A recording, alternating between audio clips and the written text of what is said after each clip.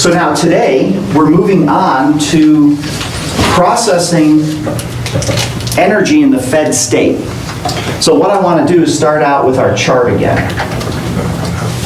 So here is our glucose levels in milligrams per deciliter. And here is our basal fasting level, our fasting levels of glucose concentration. Now again, at mealtime, we are going up this slope.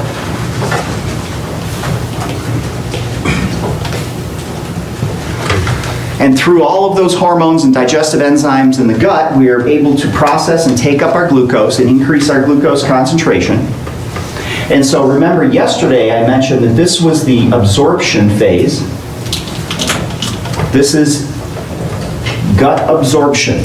So this is where our gut is now taking up the glucose through what transporter? SGLT1. Good.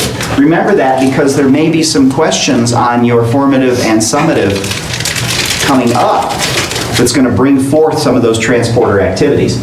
So this is the absorption phase due to SGLT1. And now when we have this high level of glucose here in the circulation, this of course is going to be stimulating our insulin secretion. And then the insulin is going to trigger our GLUT4 translocation to the cell surface of skeletal muscle. And so skeletal muscle, remember, is the main organ that's responsible for bringing our glucose levels back down to homeostasis. Now, this means we have lots of glucose available for other GLUT transporters, 1 through 3. But remember, we talked about the affinity of these transporters. So these transporters are on the cell surface at all times. Those transporters do not need to be insulin responsive because they are involved in supplying glucose to critical organs that need glucose for energy at all times. So they're going to be on the surface. The one that is insulin responsive is GLUT4, and that is only on skeletal muscle. We'll see it's on adipose tissue also. We'll see that a little bit later. But that one is insulin responsive primarily because we've got so much of that high affinity transporter that if it was on the surface, we'd take up so much glucose so fast that our blood glucose levels would plummet well into the hypoglycemic range. Okay, so now that we have a fed state, we have plenty of energy. We have insulin triggering that anabolic response. Now cells are, I call it in party mode, because now that we've gone from that closed system to the open system where we now have fuel in order to generate our energy. So that energy is going to be glucose oxidation primarily, because we have high glucose concentrations. So how does this glucose work in the cells to generate energy? Does anybody know the first pathway? Glycolysis, yeah. Okay, so this is where we have to determine this is going to work for you. Because what I'm going to do is I'm going to go through generally glycolysis, but I'm going to focus on the key regulation elements, because it's the key regulation elements that are responsible for generating energy and controlling the pathways. If this accelerates a little too fast, where you're starting to miss some of the details, let me know and we can back up and fill in some of these details. Okay, so the first response that we need to see are for two particular organs. One is the liver and the other is skeletal muscle. So the liver, we have GLUT2. Now remember, GLUT2 is the low affinity transporter. So this is going to be primarily active during the fed state when we have high plasma glucose levels. Now contrast this with skeletal muscle. We have insulin signaling, which is going to trigger those vesicles containing GLUT4 to move to the cell surface. And this is our high affinity glucose transporter. Now, we've got high levels of glucose in our circulation, and so that means both transporters are going to be active. So let's look at the liver first. Glucose enters the cell by facilitated diffusion. So this is not active transport. It's facilitated diffusion because we have a high concentration of glucose outside the cell. We have a low concentration of glucose inside the cell that's kept low because the cell is going to undergo metabolism and oxidative changes. So the first reaction that's going to occur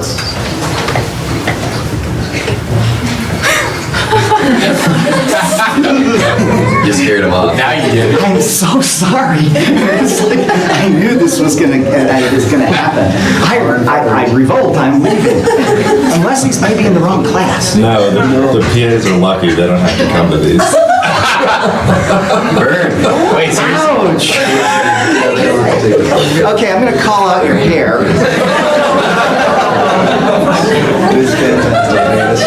He was only here.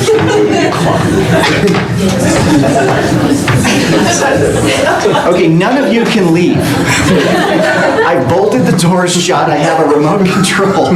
You're stuck with me for the next 2 hours. Okay, so the first reaction, we're going to bring glucose inside the liver cell. And what we're going to do is we're going to modify this glucose so that it can no longer go backwards. Because remember, these transporters can work backwards. They respond by facilitated diffusion, and so if glucose comes in, glucose can also go out. But we don't want glucose to go out. We want this to be a one-way transporter. So what we are going to do is we are going to hydrolyze ATP, and we are going to use this phosphate group to phosphorylate glucose on the number 6 carbon to make glucose 6-phosphate. Now the enzyme that does this is called Glycolysis.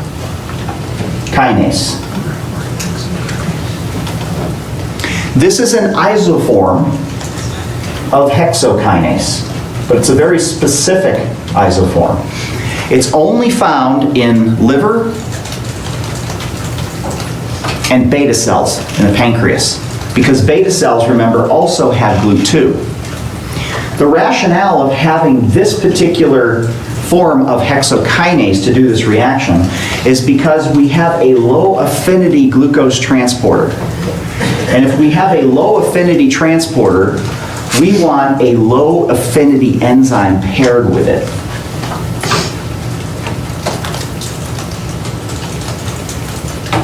The rationale for this is that if you have a high affinity enzyme, say one of the other isoforms of hexokinase, as the glucose comes in, you are going to phosphorylate it at such an incredible rate that you are going to increase the flux of glucose inside the cell.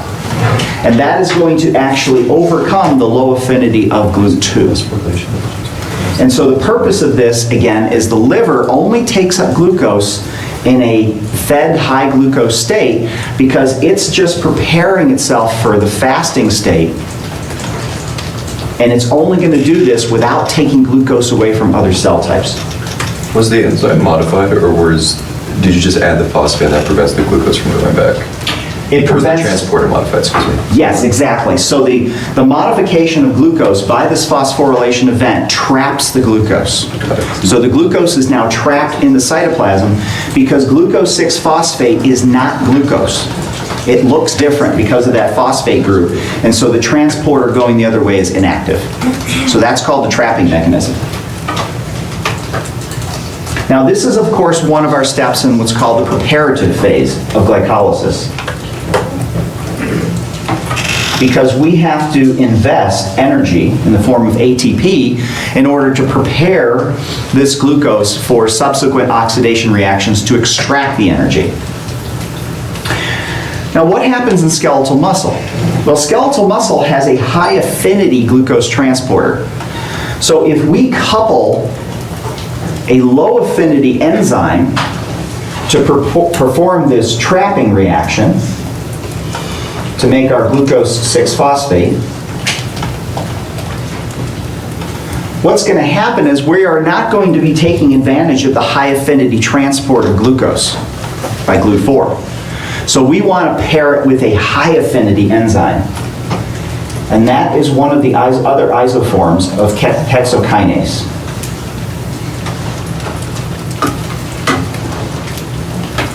So high affinity transporters are paired with high affinity trapping enzymes. Low affinity transporters are paired with low affinity trapping enzymes. So this enzyme is going to perform the same reaction. It's going to phosphorylate the glucose, and it's going to trap it inside the cell. Now, this is our first step of regulation of glucose uptake. So glucose uptake in the liver being low affinity. Question. Yes, What is the enzyme that does this? hexokinase. And does it matter which isoform? Nope. Okay. So there's 5 forms of hexokinase, and I believe it's hexokinase isoform 5, which is actually glucokinase. So glucokinase is a subunit of one of this hexokinase families. So the only thing you need to distinguish is glucokinase with GLUT2, hexokinase with all the other glucose transporters, because all the other ones are high affinity. Now, the first step of regulation of glycolysis, let me say the general purpose of regulation in glycolysis. There's 2 purposes. The first one is to regulate the flow of substrates through the pathway in order to control the rate of glycolysis. The reason that we need to do that is because anytime you get a buildup of intermediates of any pathway, it could potentially be toxic. And so that means we have to control the entire pathway, the amount of material moving through that pathway. So think about the pathway, the arbitrary one we had A to B to C to D to E.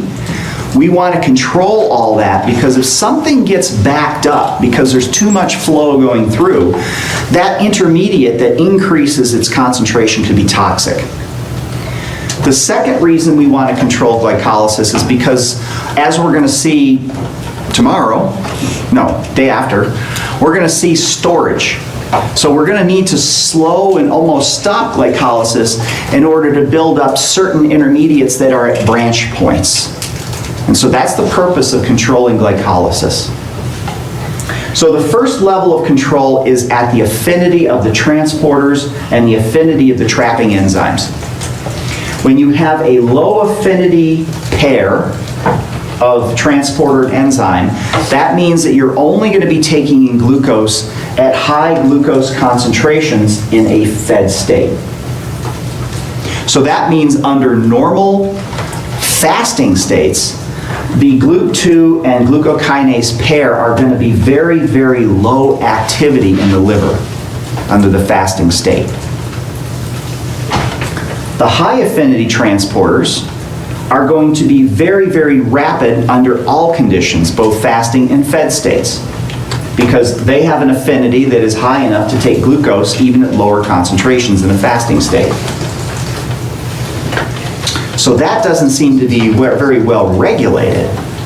So you're going to be pumping glucose into the first step of glycolysis essentially uncontrolled, because the affinity of the GLUT4 transporter is going to work under all glucose concentrations. So that means in these conditions with hexokinase, we are going to need to regulate hexokinase to control the amount of glucose entering glycolysis in the cells with high affinity. So that means the product is going to feed back on the enzyme, and it's going to inhibit the enzyme. So this is a typical feedback inhibition reaction where the product feeds back, it binds to hexokinase and slows the enzyme conversion of glucose to glucose 6-phosphate. Now, what that's going to do is that is going to prevent and slow the amount of glucose coming into glycolysis. That allows the glucose to go back out the GLUT4. So you're not trapping glucose inside the cell, you're just regulating entrance into the glycolytic pathway. Okay? Now, yes? Sorry, does it leave through GLUT4? Yes, That gets out? exactly, because GLUT4 is like all the other glucose transporters, it's facilitated diffusion, and it works on a concentration gradient, so it can go in both directions. So you can imagine as the downstream products of glycolysis start to move through the pathway, then the glucose 6-phosphate disappears. It relieves the block on hexokinase, and now more glucose can enter glycolysis. So now the next steps in liver and skeletal muscle, all the way down to the end of glycolysis, are the same. Yes? Does that occur for glucokinase as well, or is that just hexokinase? Just hexokinase. Yeah, that's a good question. Does this feedback inhibition occur with glucokinase? No, it doesn't, because you have the affinity of the transporter and the enzyme regulating the flow of substrate into the product. This is primarily with hexokinase. So this hexokinase is expressed anywhere you've got GLUT1, 2, 3, and 4. -2. It's a math equation. What about 5? That's the fructose transporter. So what do you imagine the name of the enzyme is that traps fructose into fructose 6-phosphate? Fructokinase. Good. And we're going to get into fructose and galactose metabolism a little bit later. Okay, so this point now, once we have glucose 6-phosphate in the cell, now we're both going to go down the same pathway. The next step is an isomerization.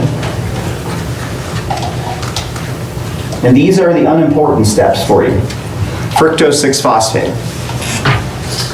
That's unimportant. That's just moving, that's just changing the aldose to a ketose. The next step is another regulated step.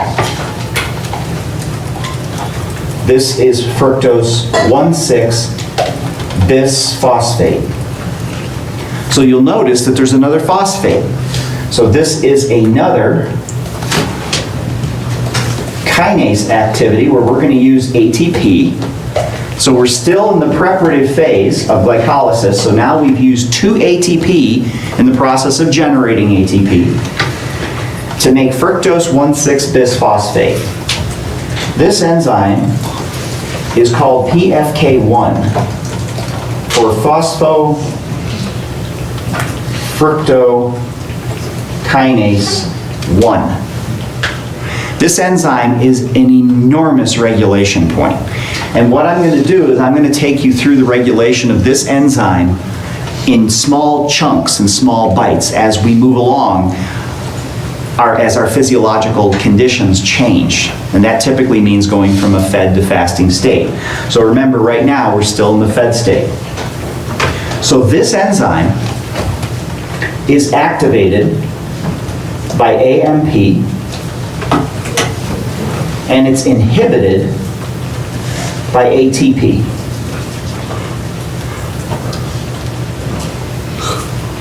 Now this enzyme is controlled by the energy state of the cell.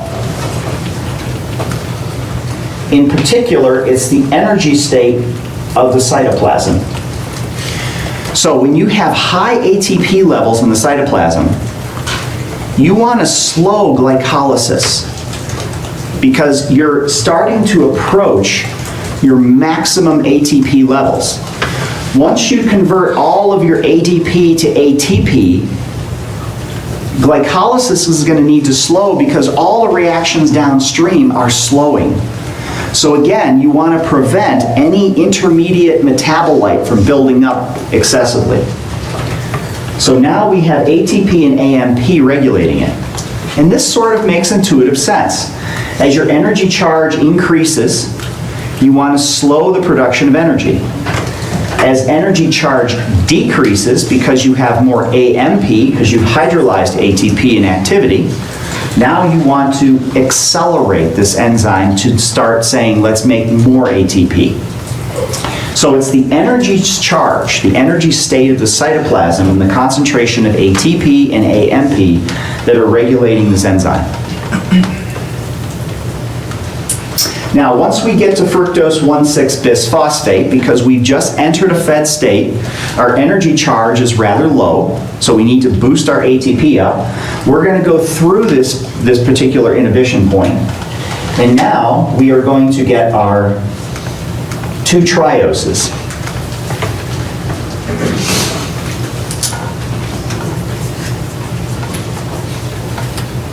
The first one is glyceraldehyde 3-phosphate. The other one is DHAP for dihydroxy acetone phosphate. So fructose is a 6-carbon molecule, and these are 3-carbon molecules. So essentially what we've done is we've just cut that fructose 1,6-bisphosphate in half. Now, the reason I bring out this reaction here is because this is going to be a key point in fructose metabolism. And we'll get to that. So keep that in mind. And now the next step is that we are going to convert DHAP into glyceraldehyde 3-phosphate. Now we've got 2 3-carbon molecules that will continue through glycolysis. So the next step is one of our energy generating steps.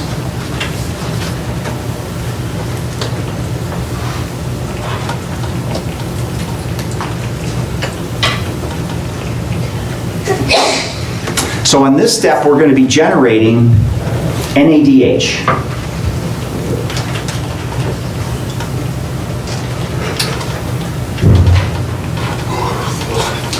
And remember that NADH is an energy carrier.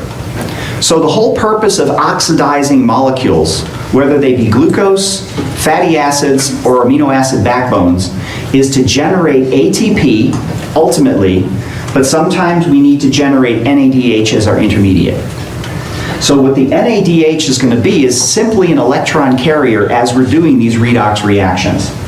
Once we generate the NADH, now this will go into the electron transport chain, we'll see that tomorrow, to generate our ATP. So this reaction generates 1,3-phosphoglycerate.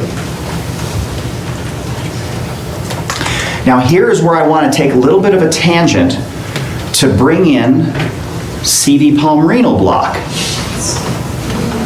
Now picture this reaction in red blood cells. So red blood cells, the only ATP that you can make is through glycolysis because there's no mitochondria in there. But red blood cells have this little side reaction that's really cool, and it helps us at 5,000 feet. Remember what that is? You did get this in CV palmarenyl. Do I have to talk to Resta?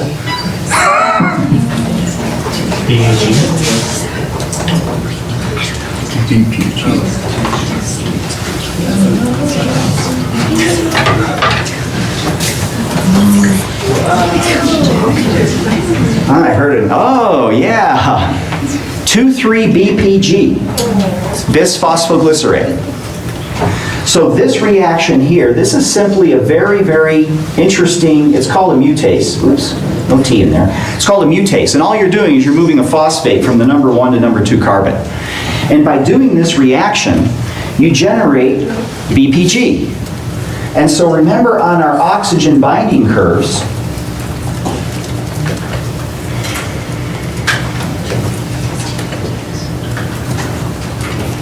if here's hemoglobin releasing oxygen, this is our partial pressure of our tissue. If this is our tissue pressure right here,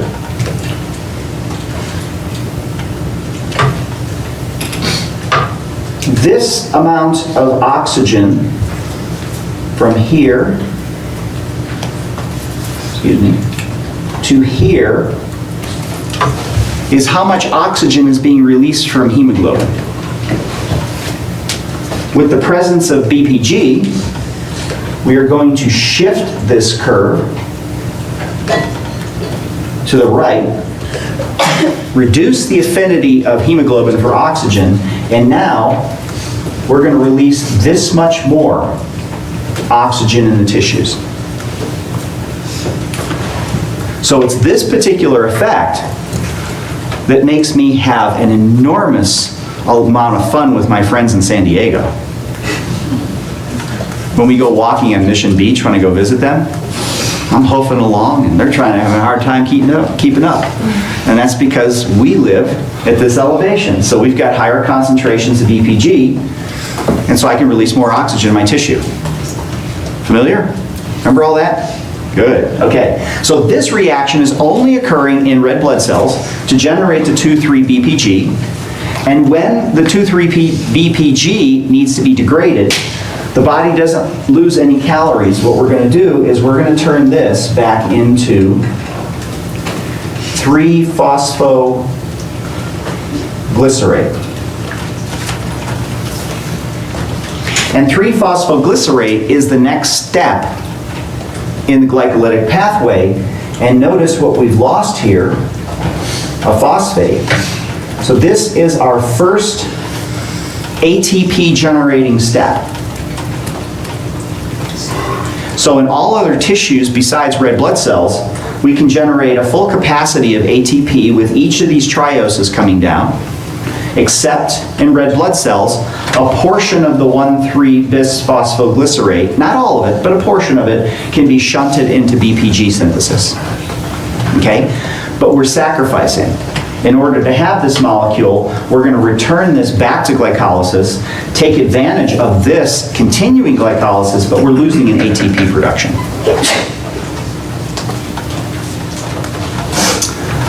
Okay, so the next steps, they're just rearrangements. This is going to 2-phosphoglycerate, not important. This is going to phosphoenol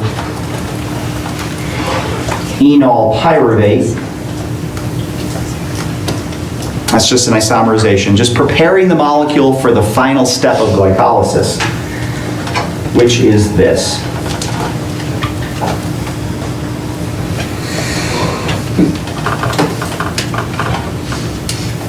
This is our final step, and we are generating ATP. Now remember your calculations here, because as I've drawn this, it looks like we've used one ATP up here. We've used another ATP at PDFK1. We've recovered an ATP here and recovered an ATP here. It looks like a net gain of 0. But remember, yeah, we've got 2 molecules of glyceraldehyde 3-phosphate coming down the pipe. So the net gain of ATP is 2. So I bring that out because in textbooks and your readings, you'll see that they'll say that glycolysis generates 2 ATPs net for 1 glucose molecule. And that's absolutely true. However, we do have to account for this NADH, which is going to be put by another mechanism into the mitochondria and generate additional ATP from this NADH, and we'll see that tomorrow. Now, this last step here, pyruvate kinase, is another regulated step. This enzyme is activated by fructose 1,6-bisphosphate.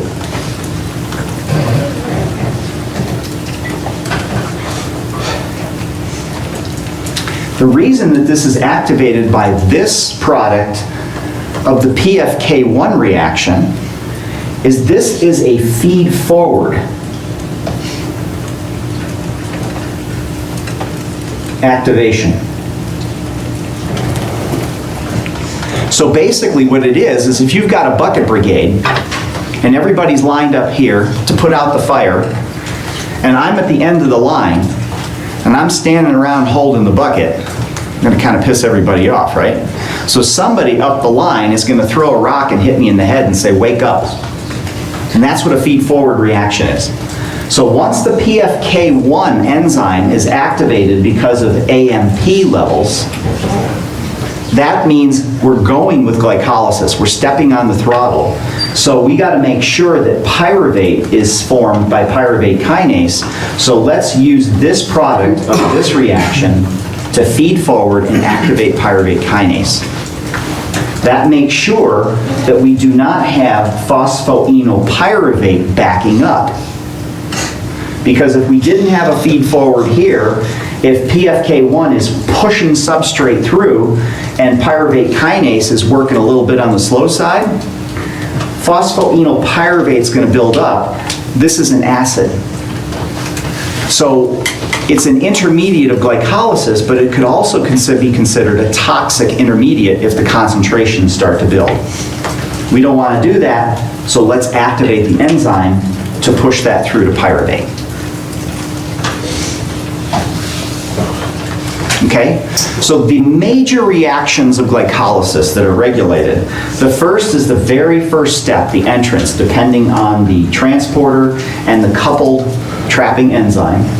The next major regulation is PFK1. This is controlled by the energy state of the cell. We've got a couple of reactions here. This little portion here after glyceraldehyde 3-phosphate, this is just a little bit of a reminder of what you learned in CV Palmreno, where 2,3-DPG comes from. And then the last regulated step is pyruvate kinase, and that's a feed-forward regulation. Okay, good so far? A little less painful than going through all the chemistry, right? Better? Hopefully, good. Okay, so now we're at pyruvate. So what do we do with pyruvate? Pyruvate, because of ATE, it's an acid. So we have to get rid of the acid. So that means we have a couple of different options for pyruvate. One option is that we can place this in the next step in the mitochondria.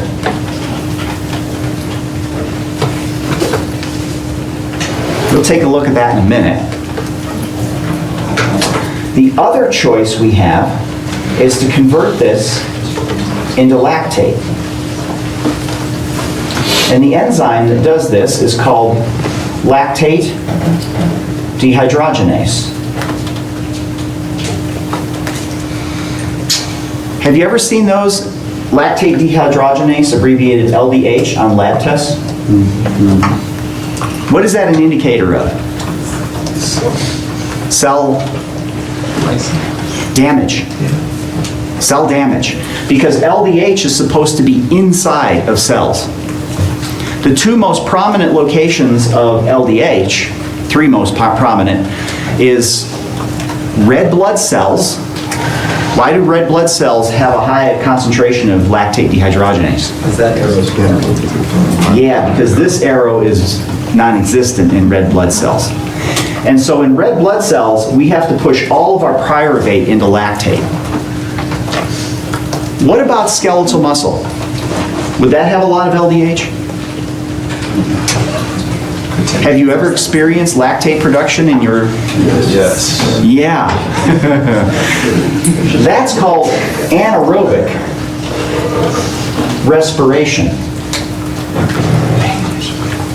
How about the liver? The liver is able to take lactate out of the circulation, put there by other cells, and you turn it back into pyruvate. And we'll see this is an incredibly important reaction in gluconeogenesis. What about cardiac muscle? Does cardiac muscle have LDH?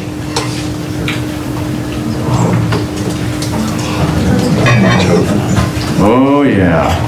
That's a real problem. It's something you guys got to handle. So what happens when lactate dehydrogenase is activated in skeletal muscle or cardiac muscle? We increase our concentration of lactate. Now, in skeletal muscle, it's not such a problem, right? The reason we're doing this is because we are lacking oxygen. So if our skeletal muscle becomes ischemic, let's say we're running so freaking hard, trying to keep up with Olympic athletes, you're going to burn through a lot of oxygen that are circulating in your skeletal muscle. As soon as your oxygen levels go down, that means pyruvate is not going to be shunted into the mitochondria as quickly, and it's going to be pushed into the anaerobic respiration. And the sole purpose of doing this is to reconvert NADH to NAD. Remember, the reaction that goes backwards is glyceraldehyde, 3-phosphate dehydrogenase. So that first step where we generated NADH in glycolysis, we need to have a way to regenerate NAD to keep glycolysis going. Normally, we can regenerate NAD at a very efficient rate in the mitochondria. But if we don't have oxygen, we have to find another way to keep glycolysis going. So if this reaction occurs in skeletal muscle, we get a cramp. And how do we resolve that problem? You stop running, you rub the muscle. What's rubbing do? Increase blood flow. Increases oxygen so that you can resolve the anaerobic respiration and shove it back into aerobic. You're also pushing what away? Lactate. Because when the muscle makes this is garbage to the muscle. It spits it out into the circulation. And so in that local environment in the muscle, what's going to happen to your pH? It's an acid. The pH is going to go down. Does your skeletal muscle like low pH? No, nobody likes low pH. So that's going to add to that cramping.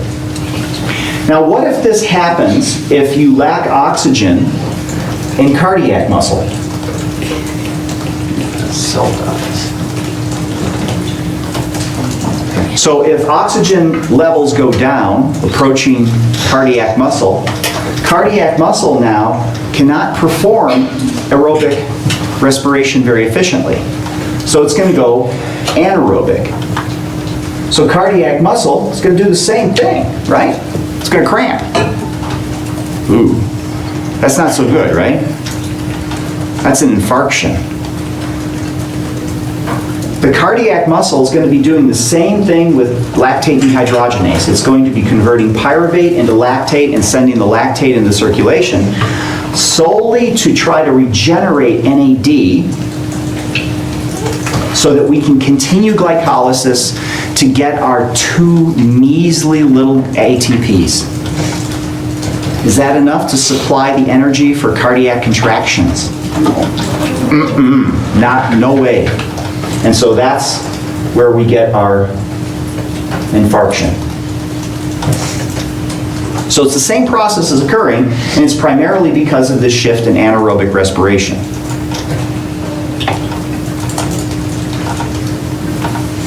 Okay, now, what if we go into the mitochondria? So how does the mitochondria come into play? Well, first of all, we have to, let's see, I did all that. Let's get to the mitochondria. We have to get the pyruvate into the mitochondria. And the way we're going to do this, here's our mitochondria. It's nice and square. Remember, it's got all those crysty structures with all of those invaginations of membranes. And that's to increase the surface area of that inner mitochondrial membrane because that's where all the business is. So the first thing, let's say this is the inner mitochondrial membrane. The outer mitochondrial membrane I won't be talking about because it's very porous. So small molecules that we're going to be talking about pass through there without a problem. So there's no regulation there. But the inner mitochondrial membrane is very highly regulated. And what we're going to have in here is a transporter.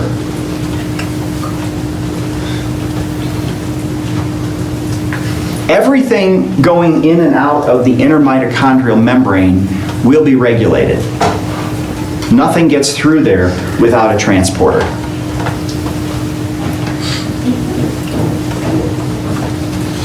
This is going to be a co-transporter with protons. So we're going to take advantage of a proton gradient that is present across that inner mitochondrial membrane. It's going to be a high concentration on the outside and low concentration on the inside.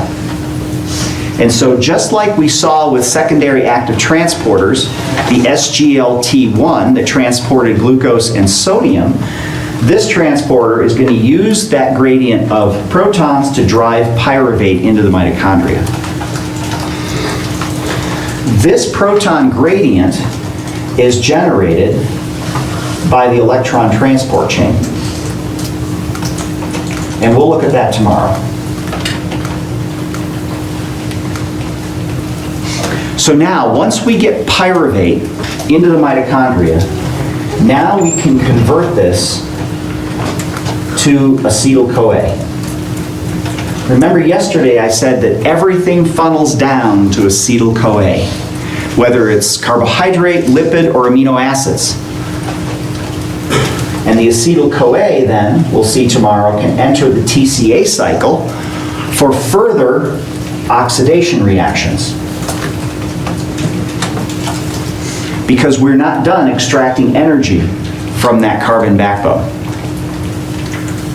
So converting pyruvate into acetyl-CoA is done by pyruvate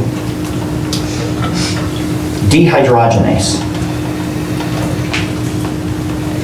Now this enzyme is a very, very huge enzyme, PDH abbreviated. And this is the link between glycolysis and the TCA cycle. And it has some significant medical relevance, as we'll be seeing in our case today. This particular enzyme has 3 steps to it. The first step is to take the pyruvate. We are going to remove a carbon dioxide. Pyruvate is a 3-carbon molecule, so we are going to take it to a 2-carbon molecule, and we are going to add it to a cofactor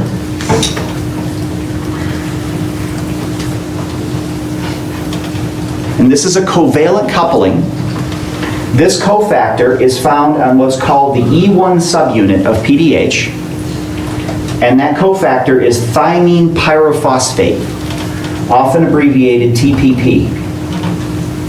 Does anybody know the medical relevance of that cofactor? It's a vitamin. Remember which one? B1. B1. Vitamin B1. So this is our first introduction to vitamins and nutrition. Vitamin B1 is essential for the activity of this enzyme. The next step is transferring this 2-carbon molecule to what's called the E2 subunit.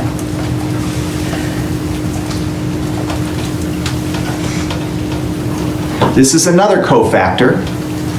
It's called lipoic acid. And so you're transferring this 2 carbons from the thymine group to the lipoic acid.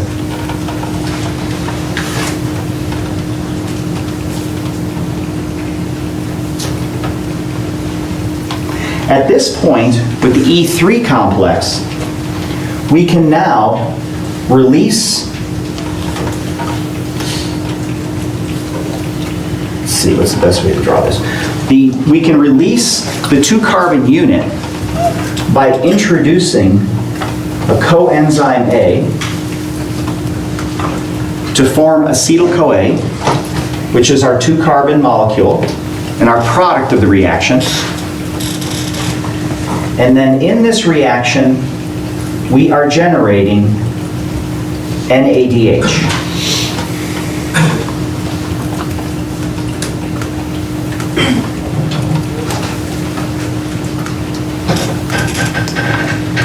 So now, in advance of our case today, which is an inborn error where this individual is lacking the gene for pyruvate dehydrogenase. What do you think the primary clinical symptoms will be? See how I can find out if you read the case?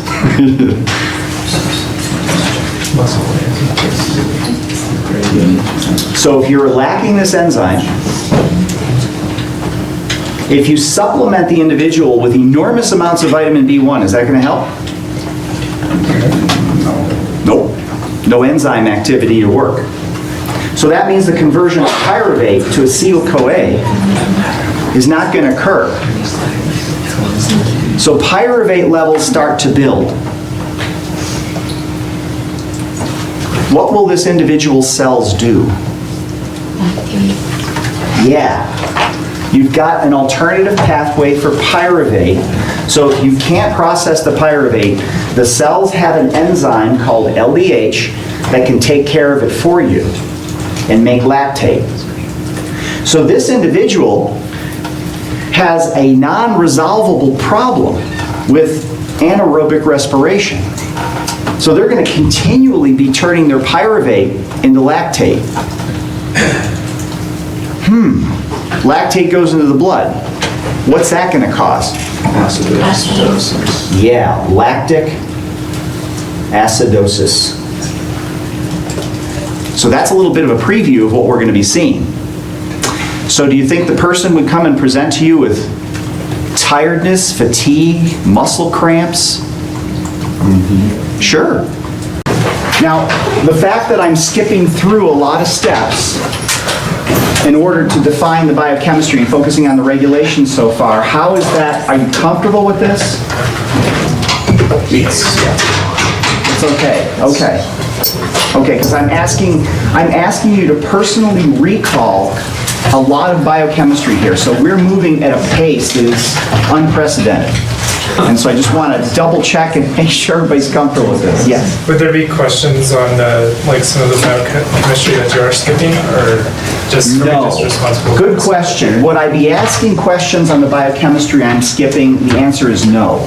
What I'm highlighting, the enzymes, the reactions I'm highlighting, and especially the regulation are the key elements that you have to know. Some of those elements, it may be important for you to go back and review those intermediate steps.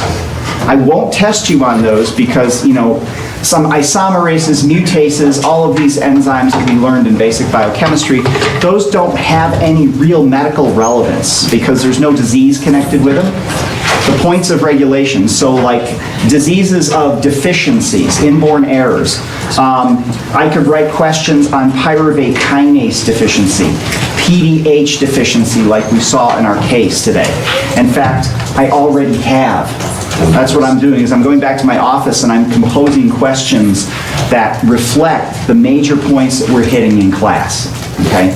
So now as we progress, you're going to start seeing now with the TCA cycles that I'm going to be skipping around some of this information. And some of these little details, if you're running, I guess what I'm trying to say is if you're running into roadblocks on understanding some of these regulatory points, talk to me. Don't sit by yourself for 2 hours trying to figure it out.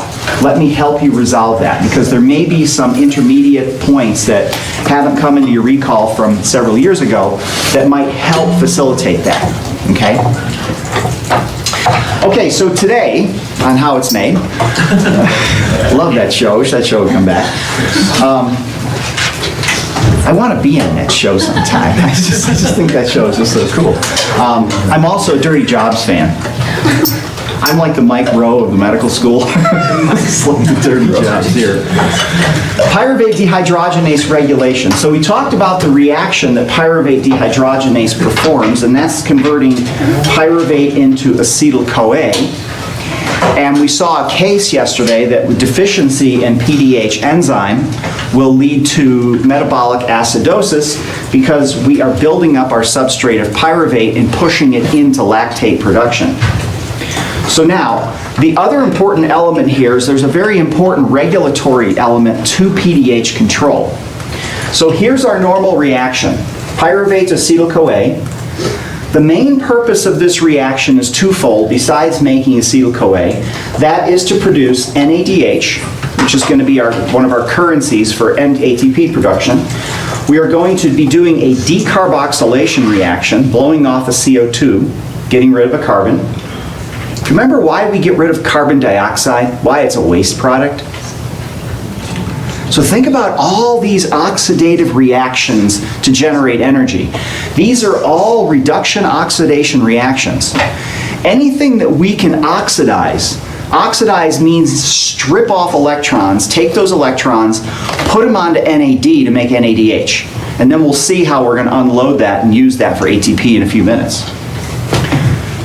CO2 is the most oxidized form of carbon because you've got carbon with two oxygens. And the electrons that are holding those are physically impossible for us to remove those electrons. And so that's why the carbon dioxide is a waste product to us. It's the fully oxidized form of carbon. Okay, so now this is an important point of regulation. So what we're going to do is we are going to convert the PDH from an active form to an inactive form. And this actually comes up, this type of question I remember on the MBMA at MBM. I'm going to start calling it the NBA Finals. And this is where those of you that are over 6 feet do not have an advantage over us little vertically challenged people. The NBA final that you'll be facing on October 3rd actually has this type of regulation in it. So what we're going to be talking about is how is this enzyme regulated, because this is a principle that we're going to see in multiple different metabolic points. So PDH in its active form does not have phosphorylation. In order to activate PDH, we need to phosphorylate it. And phosphorylation in this case will turn off the enzyme. So in order to phosphorylate something, we need a kinase. Now remember yesterday I told you PDH is a very, very large, complex enzyme. You already saw that it has the E1, E2, and E3 subunits, each of which has its own respective active site. Now add on top of that another domain of another protein that's a kinase. And this kinase is a regulatory kinase for PDH. So that means in this case we want to inactivate PDH. So when would you want to turn PDH activity down or turn it off? Think of the same principles that we talked about with regulation of the other points in glycolysis. High energy state, yeah. You're going to want to slow everything down. So now, this is where we're making a transition. We're in the mitochondria right now. And the mitochondria always has a lot of ADP and ATP in it. And so the mitochondria is not a good sensor of ATP because there's a lot there and it's being shuttled out of the mitochondria all the time when it's made. ATP, its job and its goal is to perform activity in the cytoplasm. So ATP has no role itself in the mitochondria. So that means ATP levels in the cytoplasm are a good energy sensor.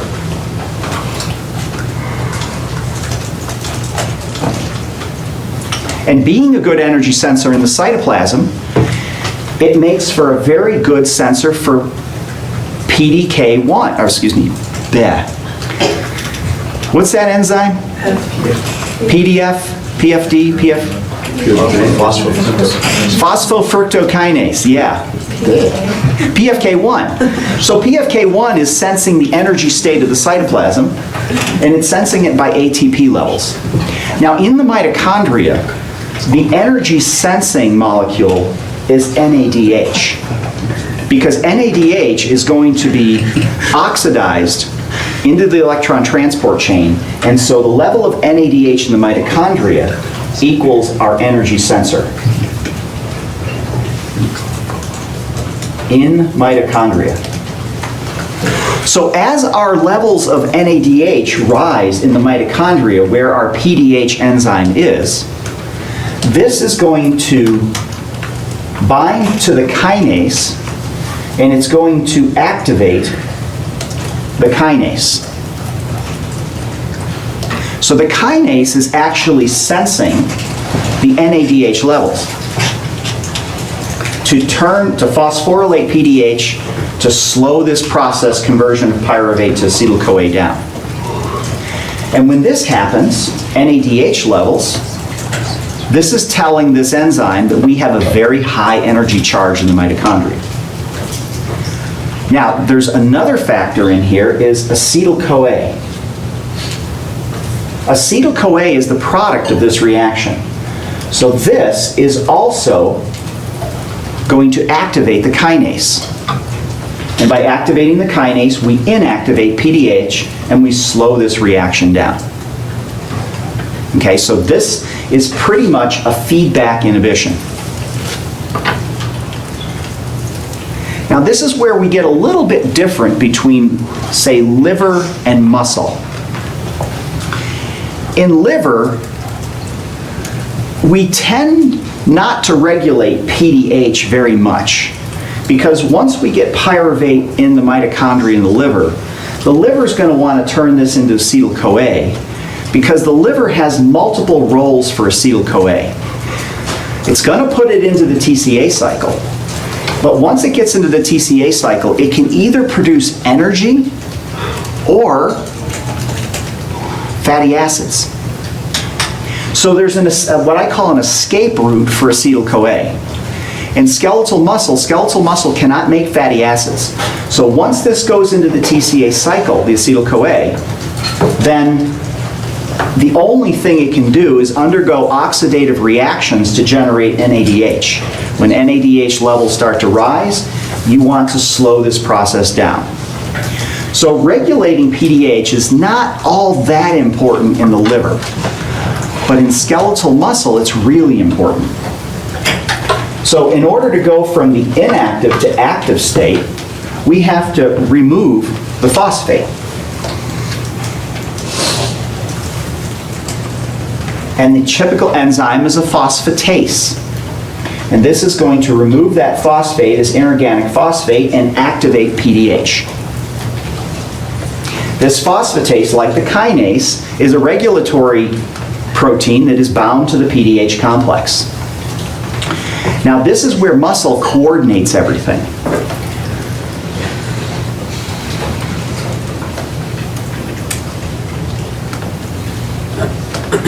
Calcium is an activator of phosphatase activity.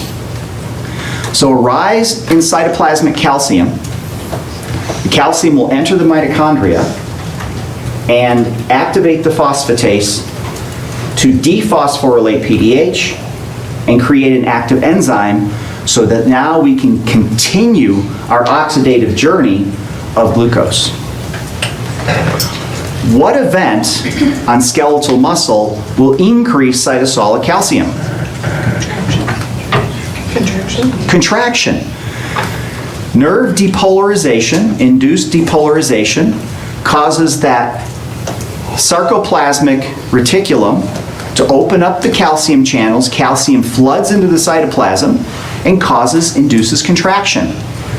Now contraction takes, what do you have to do in order for contraction to occur? Energy. You have to hydrolyze ATP in order for all those myosin heads to walk along the actin filaments. Okay? So now, as soon as that calcium signal occurs, you start using your ATP. The muscle cell is smart enough to know that if I'm depleting my ATP, I'm going to need to recharge it to continue my contractile activity. So let's have a dual function for calcium. So calcium induces contraction, but it also activates pyruvate dehydrogenase in order to make acetyl-CoA and accelerate this process. And this is all done through this alternating kinase and phosphatase activity to control the main enzyme. Now in skeletal muscle, we're going to see this same process next week when we talk about glycogenalysis. Okay, so that's a little preview that calcium is going to control glycogenalysis, and that's the release of glucose from stores, the glycogen stores in skeletal muscle. Why would you want to do that? Well, calcium is inducing contraction, that's burning ATP. You want to accelerate the pathway to generate ATP, and oh yeah, you need substrate in order to do that. So it's a coordinated effort that skeletal muscle is doing to release the glycogen, release the glucose, turn on and activate the glycolytic and PDH pathways to really start pushing that substrate through to replenish the ATP.